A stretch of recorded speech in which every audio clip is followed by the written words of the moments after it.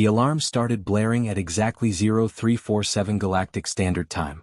Commander Vectress had been drinking his morning stimulant when every screen in the monitoring station lit up red.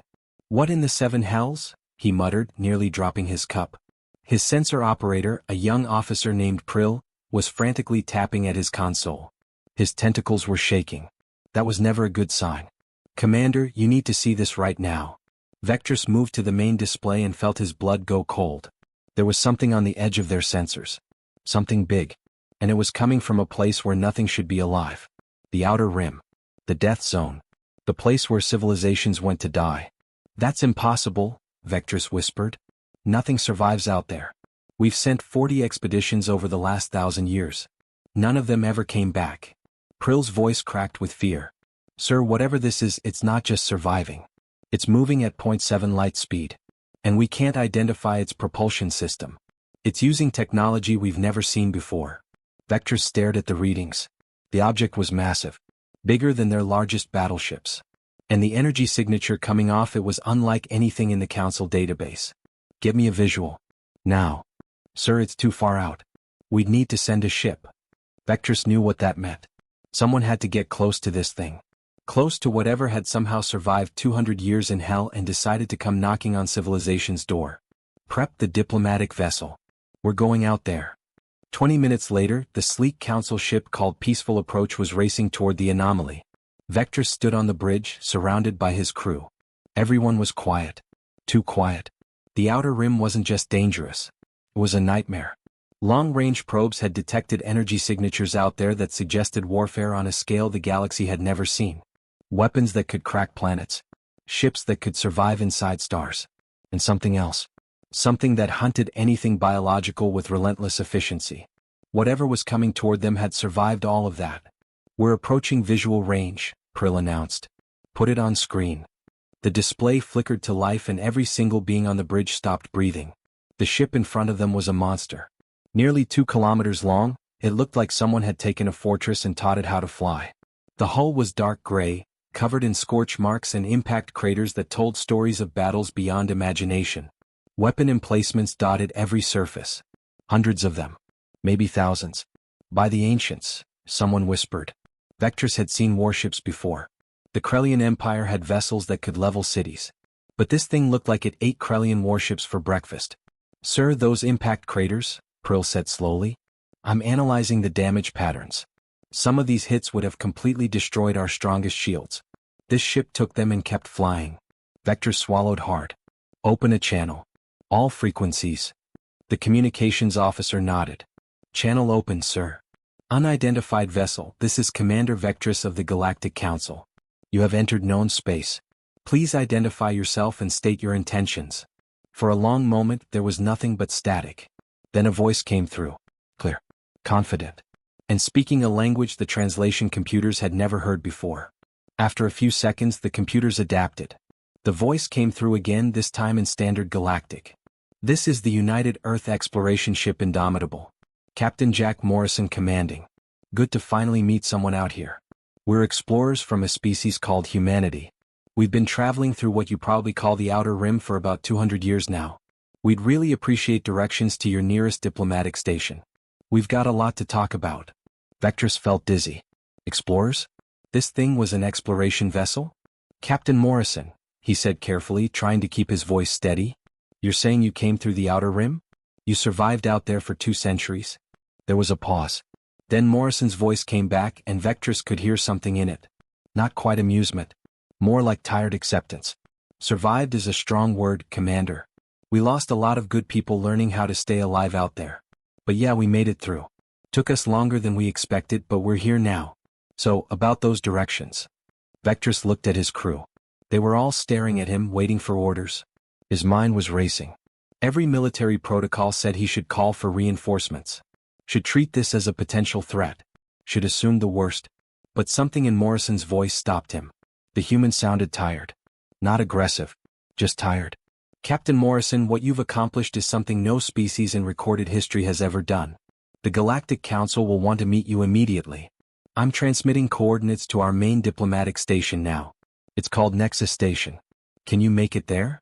"We can make it anywhere, Commander." That's kind of our specialty at this point. Thank you for the warm welcome. We'll see you at Nexus. The channel closed.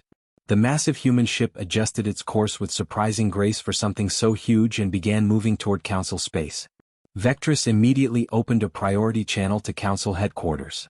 His hands were shaking as he typed the message. First contact established. Species designation, humanity. Origin, Outer Rim Survival Zone. 200 years continuous survival in hostile territory. Current location, en route to Nexus Station. Ship classification, unknown, designated as exploration vessel by crew. Armament level, extreme. Threat assessment, unable to determine. Recommendation, prepare for diplomatic contact. Recommend extreme caution.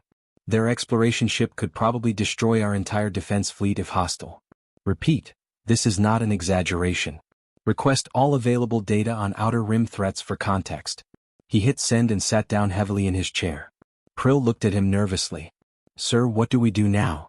Vectress watched the human ship on the display. It was moving smoothly through space, its damaged hull catching the light from nearby stars. Somewhere inside that metal monster were beings who had spent 200 years fighting things that scared even the Council's bravest warriors. Now, Vectress said quietly.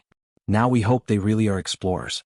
Because if they're not, if they came here for conquest instead of contact, then the galaxy as we know it just ended.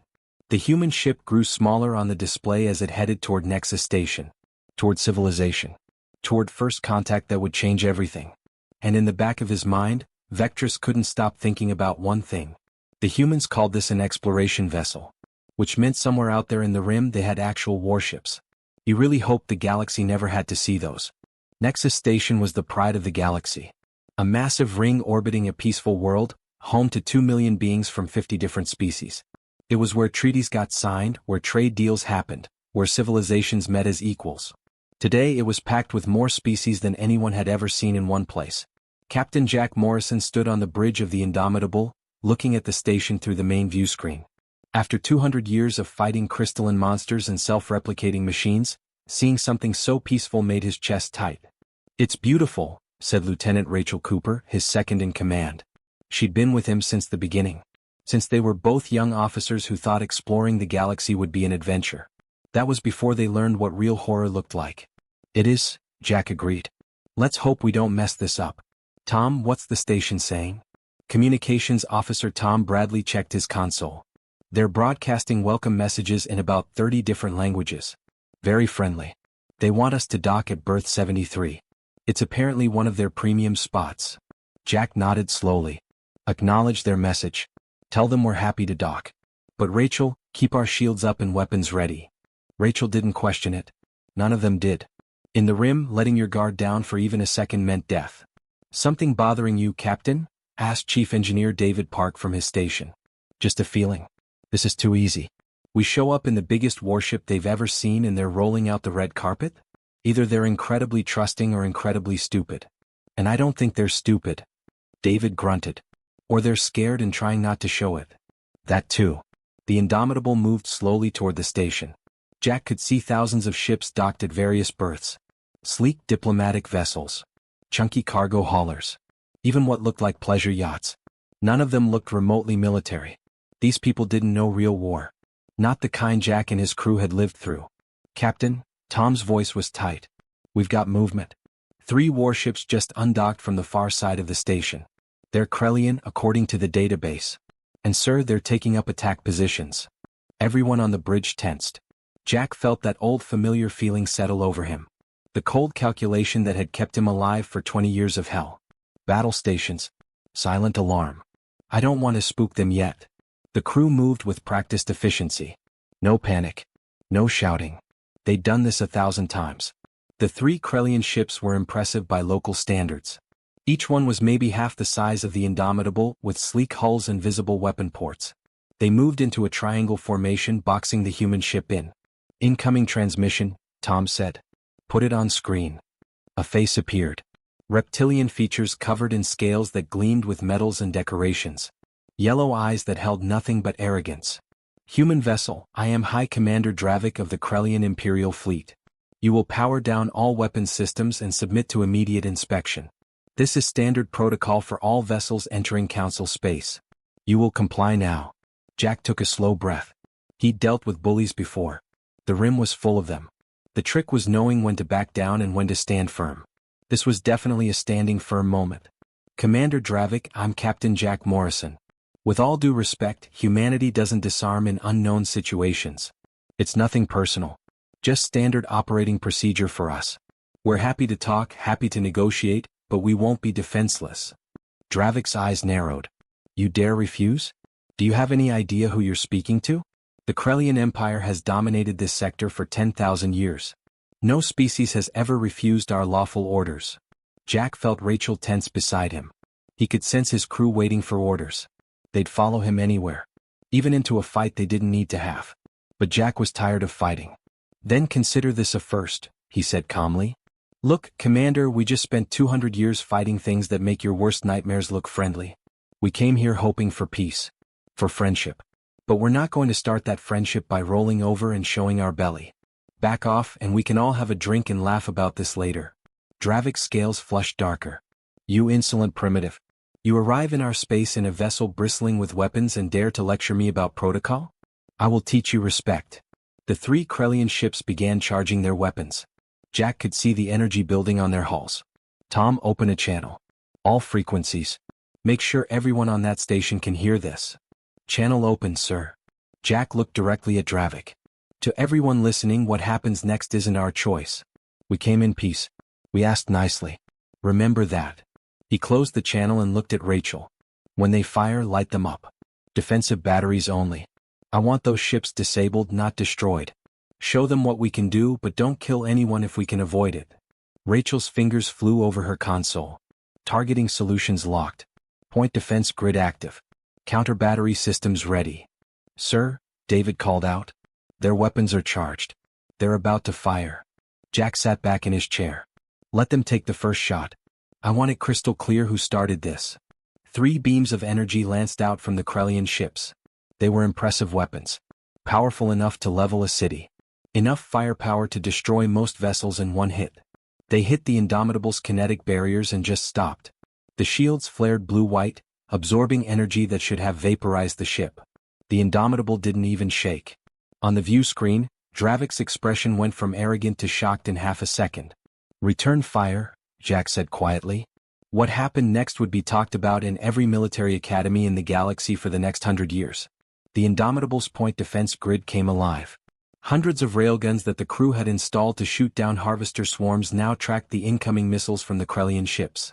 Tungsten rounds moving at hypersonic speeds created a sphere of destruction around the human vessel. Every single missile was intercepted and destroyed before it got within 50 meters. Then the laser arrays fired. Precision weapons designed to cut through replicator armor now carved through the Krellian ship's weapon emplacements like a hot knife through butter. No wasted shots. No random firing. Each beam hit exactly where it needed to disable without destroying. 45 seconds after the engagement started, all 3 Krellian warships were floating dead in space. Weapons destroyed.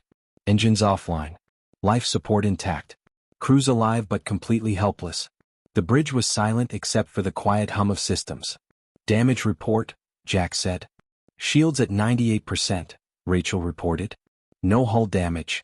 No casualties. Jack opened the all frequencies channel again. His voice was calm. Almost friendly. This is Captain Morrison. The Indomitable will hold position for diplomatic discussions. If anyone else wants to try their luck, feel free. Otherwise, we'd really just like to dock, shake some hands and maybe grab a beer. Your call, Galaxy. For a long moment, there was absolute silence from the station. Then a new voice came through. Softer. Female.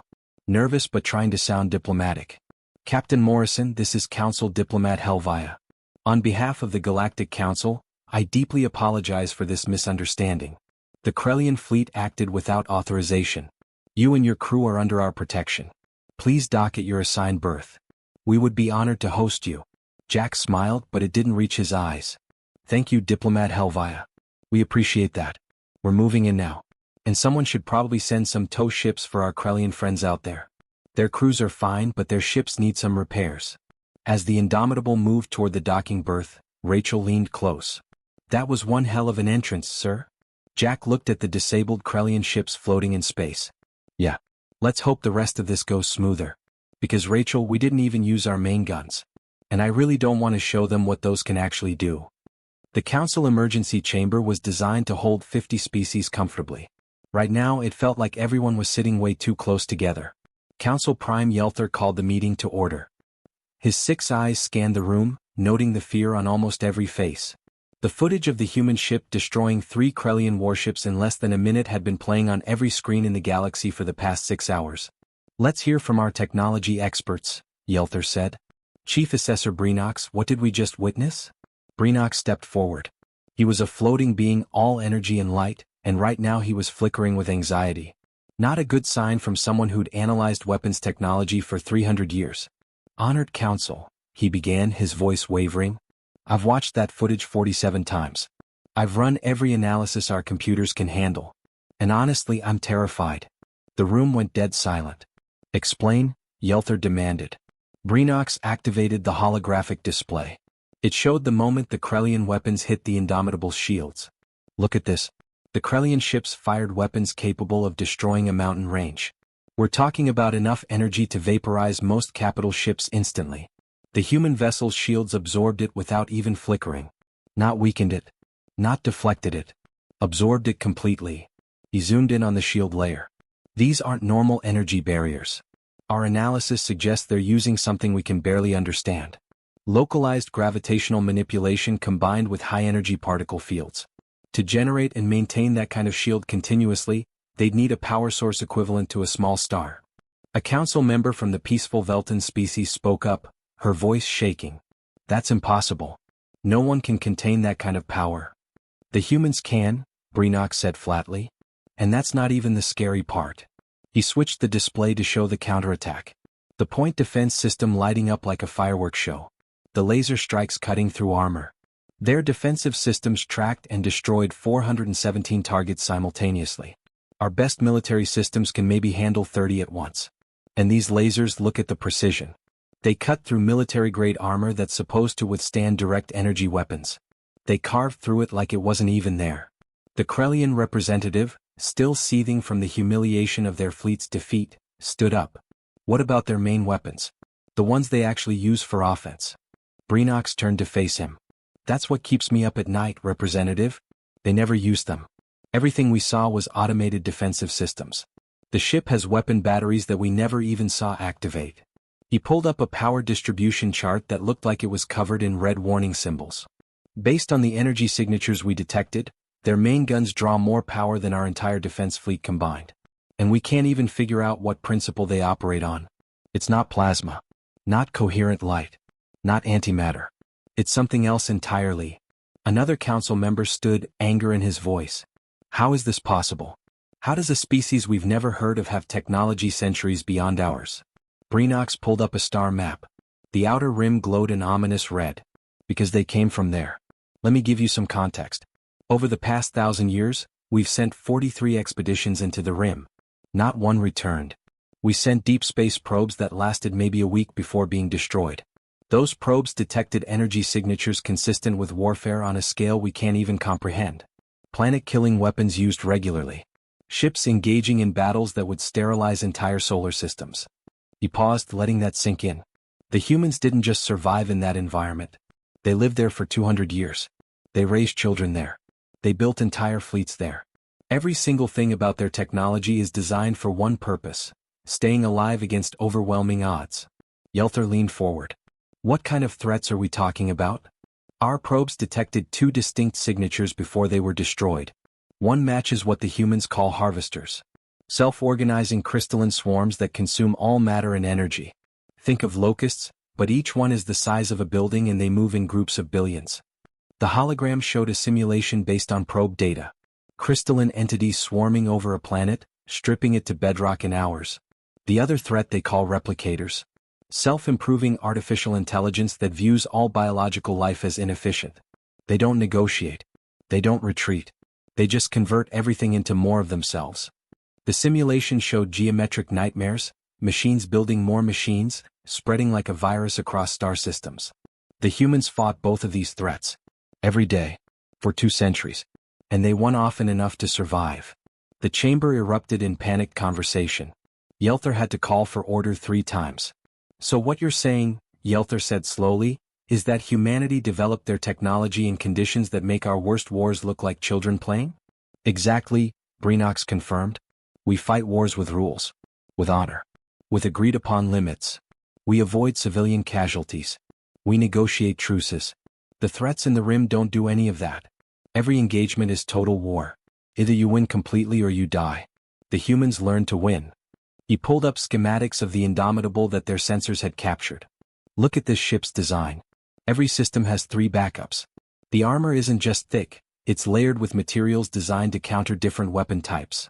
The reactor core, and I cannot stress this enough, contains and harnesses a fusion reaction that by our calculations should be impossible.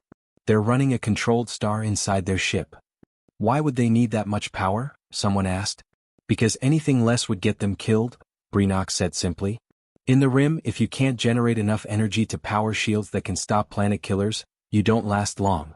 If your weapons can't destroy threats instantly, you get overwhelmed. The humans didn't choose to build ships like this because they wanted to. They did it because they had to. David Park, the human engineer, had been allowed to observe the session.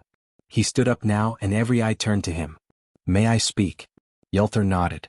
You're trying to understand our technology by comparing it to yours. That's the wrong approach. Let me put it in perspective. The ship you saw, the Indomitable, she's 20 years old. We built her after losing 8 ships and 40,000 people in the first 5 years. Every system on that ship exists because someone we loved died when we didn't have it. He pulled up an image that made several council members gasp. It showed the Indomitable engaging a harvester swarm. Billions of crystalline entities attacking from all sides. This is a Tuesday for us. This is just another day staying alive. Your Krellian ships are beautiful. Well designed for fighting other ships in controlled engagements. But they're not built for this. Nothing you have is built for this. Because you've never needed it to be.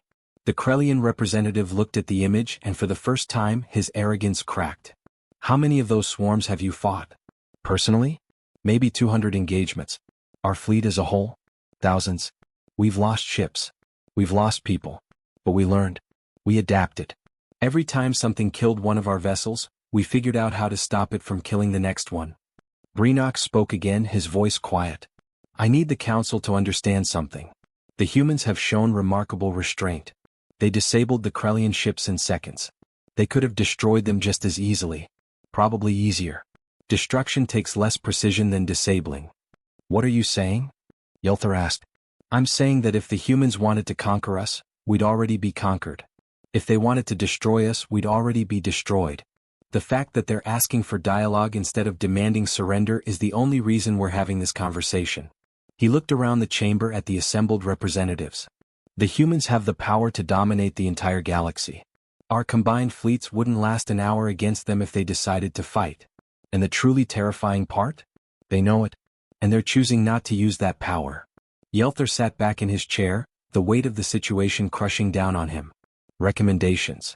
Full diplomatic engagement immediately, Breenox said without hesitation. Whatever they want, we give serious consideration.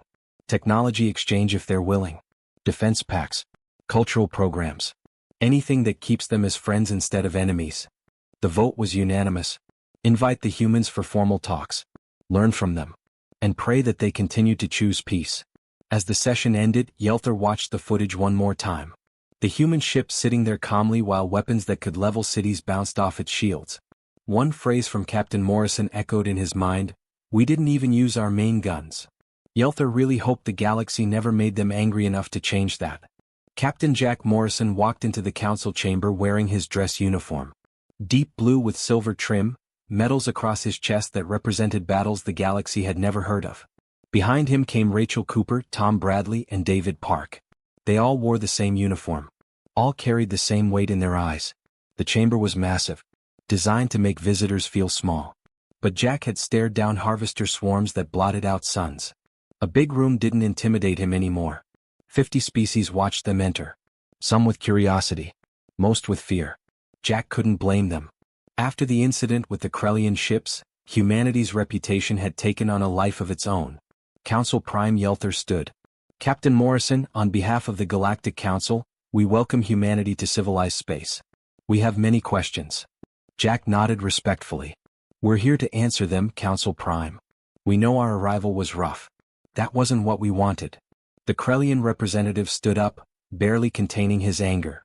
Then perhaps you can explain how a species we've never encountered has technology that makes our finest warships look like toys? Jack looked at him steadily. May I show you something first? At his signal, David activated a portable hologram projector. The display showed Earth. Blue oceans. Green continents. White clouds. Beautiful. This is our home. We call it Terra. 300 years ago we were a lot like you. We had our problems, sure, but we were at peace mostly. Then our deep space telescopes detected something amazing from the galactic core. Energy signatures that suggested advanced civilizations. We got excited. We wanted to meet you. The hologram shifted, showing a fleet of 12 ships leaving Earth orbit. We sent 50,000 people. Scientists, engineers, families. 12 colony ships headed toward what we thought would be first contact with friendly aliens. We were so hopeful. Rachel took over, her voice soft but carrying.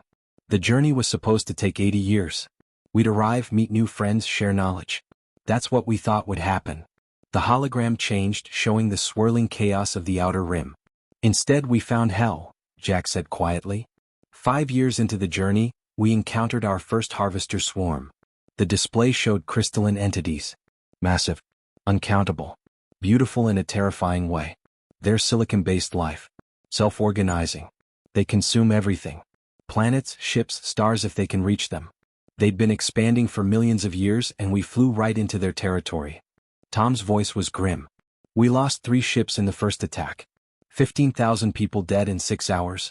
We didn't know what hit us. Our weapons barely scratched them. Our shields lasted maybe 30 seconds. The hologram showed a human colony ship being torn apart, crystalline swarms ripping through it like paper. Several council members looked away. Then we met the replicators, David continued. He pulled up images of geometric machines, constantly shifting and rebuilding themselves. Self-improving artificial intelligence. They don't hate biological life. They just see it as inefficient matter that could be better used as more machines. The display showed a replicator attack. Machines landing on a human ship, converting its hull into more of themselves. Growing. Spreading. We lost 5 more ships in the first decade, Jack said. 40,000 people total. We had a choice. Turn back and spend 80 years running home in shame, probably dying along the way. Or adapt. Learn. Survive. He looked around the chamber. We chose to survive. Every ship became a weapons platform. Every civilian trained for combat. Every child grew up learning that staying alive meant constant vigilance. We didn't want to become warriors. We had to. Rachel pulled up footage of the Indomitable fighting a harvester swarm. The battle was brutal. Overwhelming. Nothing like the controlled engagement with the Krellian ships. This is what we faced. Every week. Sometimes every day. Billions of enemies that don't negotiate, don't retreat, don't stop until they're destroyed or you are. The council watched in horrified silence as the human ship carved through the swarm with weapons that seemed designed specifically to cause maximum destruction. We learned to build better shields, David explained, pulling up technical schematics. Because the old ones failed and people died. We learned to build better weapons because the old ones weren't strong enough and people died. Every system on our ships exists because someone we loved didn't come home. Jack's voice was heavy with old grief. Our fusion cores don't just contain stellar reactions. They harness them. Because anything less leaves you vulnerable. Our weapons don't just damage enemies. They obliterate them instantly. Because in the rim, hesitation means death for everyone on your ship. Tom added, we learned to track hundreds of targets simultaneously because harvester swarms attack from every direction at once. We learned precision targeting because wasting ammunition in the rim means you run out when you need it most. Everything we built because the alternative was extinction. A council member from a peaceful species spoke up, voice trembling. But you survived.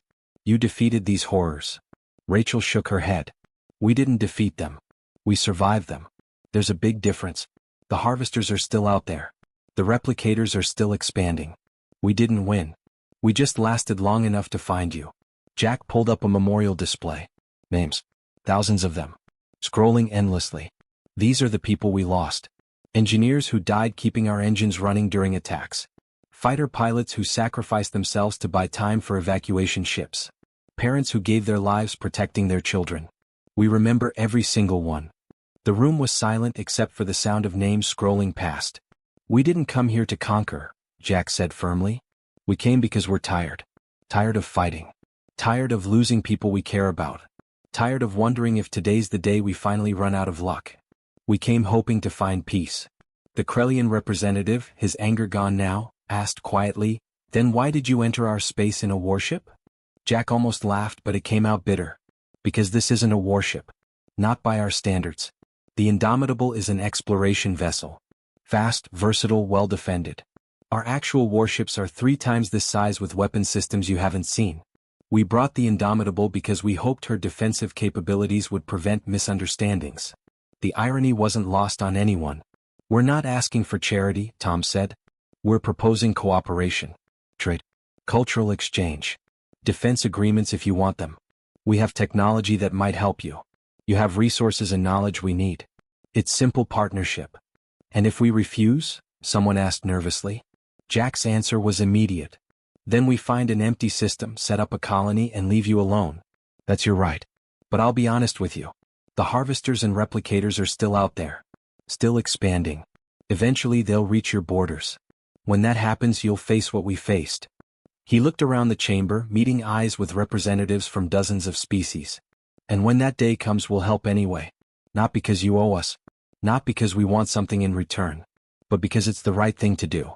Because no one should have to face what we faced alone." Rachel stepped forward. "You've seen our defensive systems work. You watched us disable 3 warships in under a minute. We could have destroyed them just as easily. Faster even. We chose not to. That choice, that restraint, that's who we are. Judge us by that," Jack said firmly. "Not by our weapons, but by the fact that we have them and choose not to use them unless we must. We came from darkness, but we're not bringing it with us. We're looking for light. The question is, will you help us find it?" Council Prime Yelther looked at his fellow members. He saw fear, yes, but he also saw something else. Understanding. Maybe even respect. "The council will deliberate," Yelther announced. "Captain Morrison, please return to your ship. You'll have our answer within 1 rotation." As the human delegation left, Yelther watched them go. These weren't conquerors. They were survivors carrying scars from battles that would have destroyed his entire civilization. 6 hours later, the vote came in. Unanimous. Welcome humanity with open arms. Because the galaxy had just learned something important. The most dangerous beings aren't those who only know violence. Those are predictable. The truly dangerous ones are those who know violence intimately and choose peace anyway. Those are the ones you want as friends, not enemies. 6 months changed everything. Captain Jack Morrison stood in what used to be an empty warehouse on Nexus Station. Now it was humanity's first embassy. The transformation had been remarkable. Human and alien workers had built it together in just 3 weeks. That cooperation alone told Jack how much things had shifted.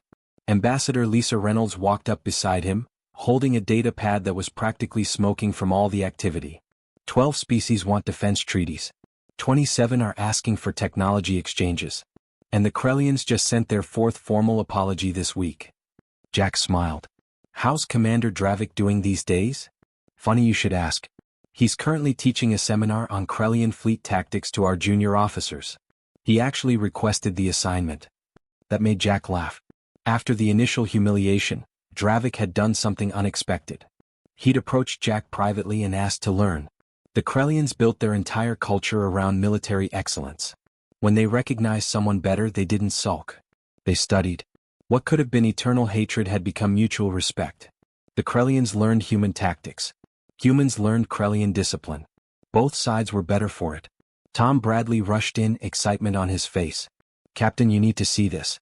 We just got telemetry from the rim border." The holographic display activated. Deep space, stars, and something else.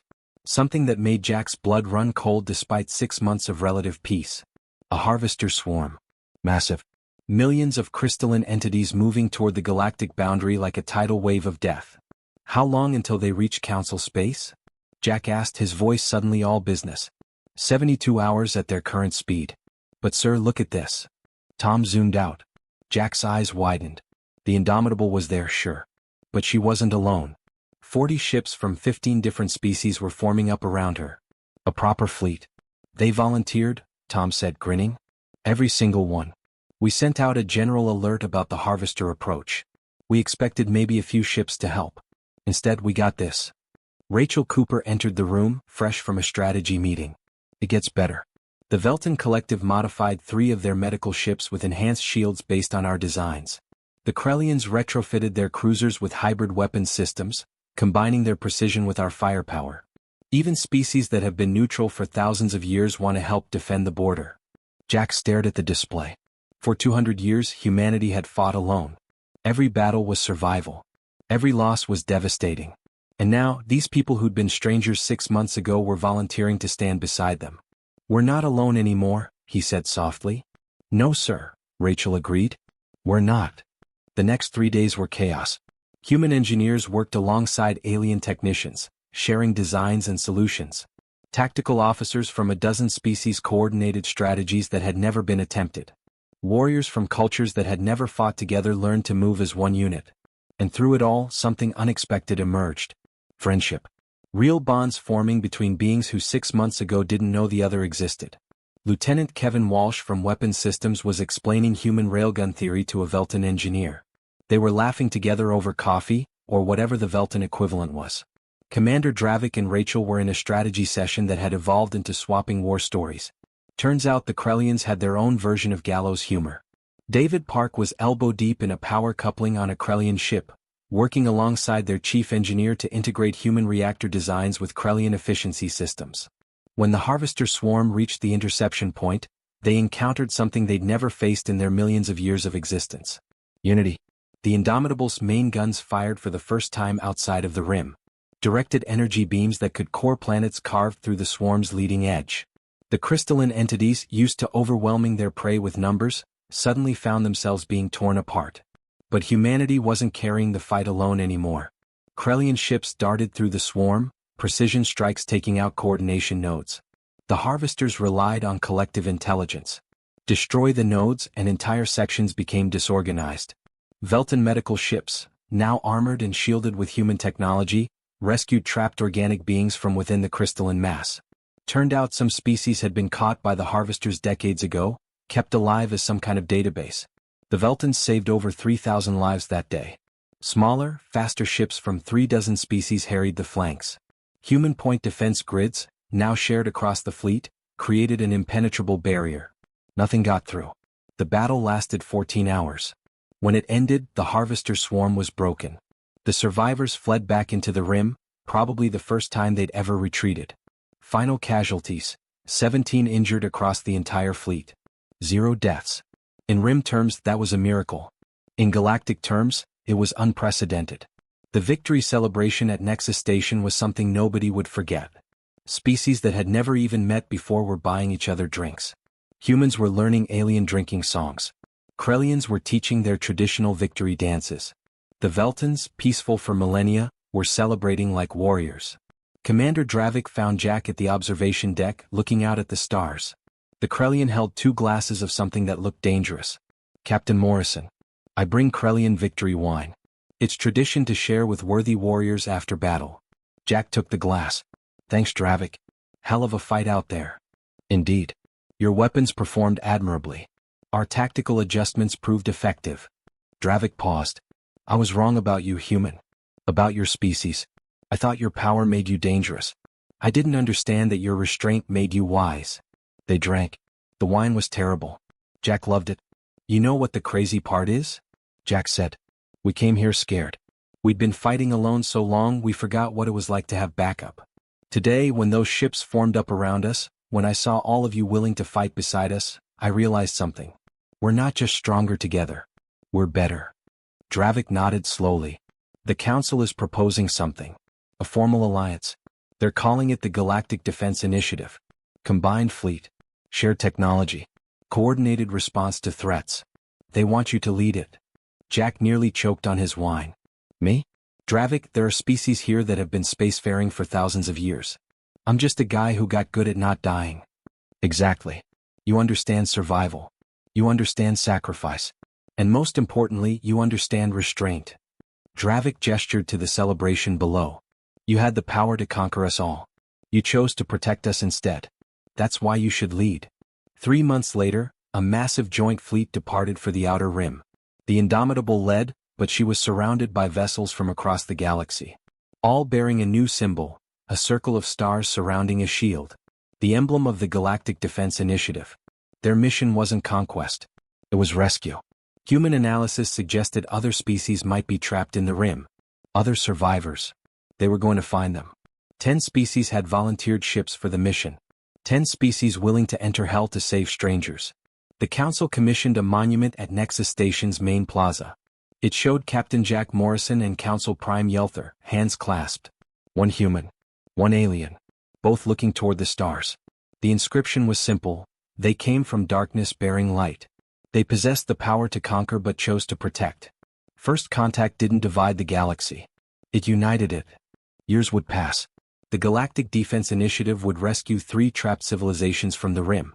Human technology merged with galactic innovation would create defenses that finally stopped the Harvester and Replicator advance. Peace, hard-won and carefully maintained, spread across regions that had been contested for millennia. But more than that, something fundamental had changed. The galaxy had learned to stand together. Not because they had to. Because they chose to. And humanity, those warriors from the rim who'd known only survival, finally found what they'd been searching for. Not just peace, but home. A place where they weren't alone anymore. Where the battles they fought were shared by friends who had their backs. The Indomitable and her sister ships continued their patrol of the galactic rim. No longer alone. No longer just survivors. Protectors of a civilization that had welcomed them with open arms. Jack Morrison, standing on his bridge years later, watched the combined fleet on his screens. 40 ships had become 400. 15 species had become 50. The Galactic Defense Initiative had become something nobody expected. A family. Captain, Rachel said beside him, older now but still sharp. Long-range sensors are clear. No threats detected. Good, Jack said. Let's go home. And for the first time in 200 years, when a human said, home, they didn't just mean their ship. They meant the galaxy itself. A place where darkness still existed, but where light pushed it back. Together. The end. Retry.